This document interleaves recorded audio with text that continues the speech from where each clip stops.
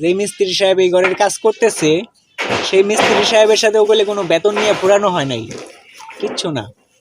আবার এই যে দুইজন মিস্ত্রি পাইছি, রাজমিস্ত্রি, আমাদের প্রিয় দরদি আনিস ভাই এবং রাসু দাদা, ইনাদের সাথেও পুরানো হয় নাই কিন্তু কিছুই। আনিস ভাই, জয় গুরু ভাই। তাহলে এই যে কাজ যে করতেছেন আপনি তো ফুরালেন না কিছুই না, এটা কি সবার কাছে এইভাবেই করো? না না না স্যার, তোমার ক্ষেত্রে এটা এটা অন্য ক্ষেত্রে এটা করলে তো আমি তো একা কোনো কাম করা যায়। আচ্ছা, এটাই তো আমি ভাবতেছি থাকে যে এই যে এখানে তো ফুরালেন না কিচ্ছু না, যদি এইভাবে সবার সাথে করা হয় তাহলে না না, এটা আশ্রমের ক্ষেত্রে তোমার কাম, এটা এটার মধ্যে আমার আচ্ছা আচ্ছা।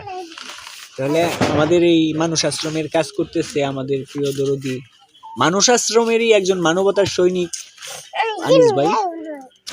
উনি ওই কাজ অন্য জায়গায় ছিল অলরেডি, ওই কাজ রাইখে আসছে, এছাড়াও কোনো কোরআন ফাড়ানো করে নাই, কারণ আশ্রমের কাজ উনি এটা বলতেছে। ধন্যবাদ আনিস ভাইরে, এবং সাথে আছে আমাদের প্রিয় দরদি দাদা রাসু দাদা। রাসু দাদারে পায়ে আরো অনেক ভালো লাগতেছে। জয় গুরু, জয় গুরু, জয় গুরু।